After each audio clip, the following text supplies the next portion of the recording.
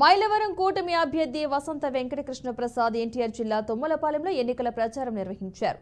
ఆయనకు వీర మహిళలు తీలకతిద్ది హారతిలిచ్చి ఘన స్వాగతం పలికారు. ఈ సందర్భంగా కృష్ణప్రసాద్ ఇంటింటికి తిరుగుతూ సైకిల్ గుర్తుపై ఓటు వేయాలని విజ్ఞప్తి చేశారు. విజయవాడ పార్లమెంటు నియోజకవర్గ అభ్యర్థి కేశినేని చిన్నిని కూడా గెలిపించాలి అని అభ్యర్థించారు.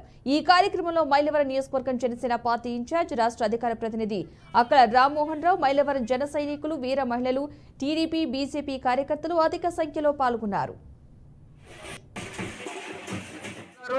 ఉద్దేశపూర్వకంగా ఇక్కడ వచ్చిన రాజధానిని ముందు ఎన్నికలకు ముందు ఇక్కడే ఉంటుందని నమ్మబలికి ఎన్నికలైన తర్వాత వైజాగ్ మార్చారు. నిన్న మొన్న కూడా చెప్పారు, నేను మళ్ళీ ఈసారి కనుక అధికారంలోకి వస్తే వెళ్ళి ప్రమాణ స్వీకారం నేను వైజాగ్ లోనే చేస్తా అని.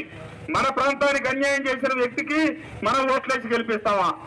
మన బిడ్డల భవిష్యత్తుకి ఆధారమైనటువంటి మన దగ్గర వచ్చిన రాజధాని ఆయన ఏ రకమైన అభివృద్ధి చేయకపోగా వచ్చిన అభివృద్ధిని అడ్డుకున్నందుకు మీ అందరూ తగిన బుద్ధి చెప్పాలని చెప్పి కోరుకుంటా ఉన్నాను.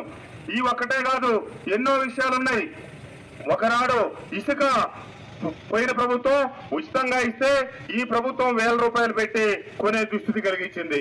అంతేకాకుండా మద్యం ఒకనాడు 80 రూపాయలు 90 రూపాయలు ఉన్నదాన్ని రేటు తక్కువ ఉంటే పేదలు తాగుతా ఉన్నారు కాబట్టి రేటు పెంచి వాళ్ళ తాగుడు అలవాటు మానిపించి దశల వారీగా మద్య నిషేధం చేసి 2024 ఎన్నికల నాటికి సంపూర్ణ మద్య నిషేధం చేస్తాను, స్టార్ హోటల్లో తప్పితే ఎక్కడ మద్యం దొరకని పరిస్థితి చేస్తానని చెప్పి 80 రూపాయలు 300 రూపాయలు చేసి ఈ రోజున వచ్చే 15 సంవత్సరాలు ఆ కార్పొరేషన్ ద్వారా వచ్చే ఆదాయం మొత్తం బ్యాంకుల్లో తనఖా పెట్టి డబ్బు తీసుకొచ్చి ఇక్కడ డబ్బు వృధా చేశారు.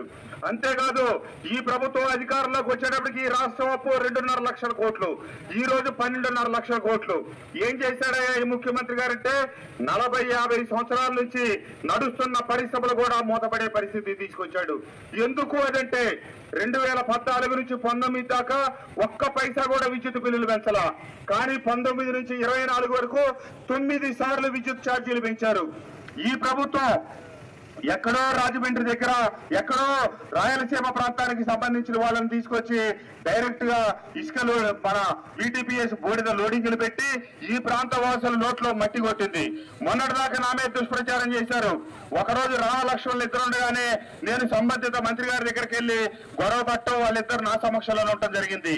మా ప్రాంతానికి సంబంధించిన మధ్యతరగతి వ్యక్తులందరూ లారీలు నడుపుకొని బతుకుతా ఉంటే మీ ప్రాంతానికి సంబంధించిన వాళ్ళు లేకపోతే రాజమండ్రి ప్రాంతానికి వచ్చిన వాళ్ళు బూడిద ఇక్కడ తవ్వకాలు మిషన్లు పెట్టి డబ్బులు వసూలు చేసి చేస్తా ఉన్నారు. మాకు అన్యాయం జరుగుతుందంటే ఇది ముఖ్యమంత్రి గారి ఆదేశం, మేము ఆపలేము, ఆ బూడిద లోడింగ్ జరగాల్సిందే అని చెప్పి వాళ్ళ సమక్షంలోనే చెప్పడం జరిగింది.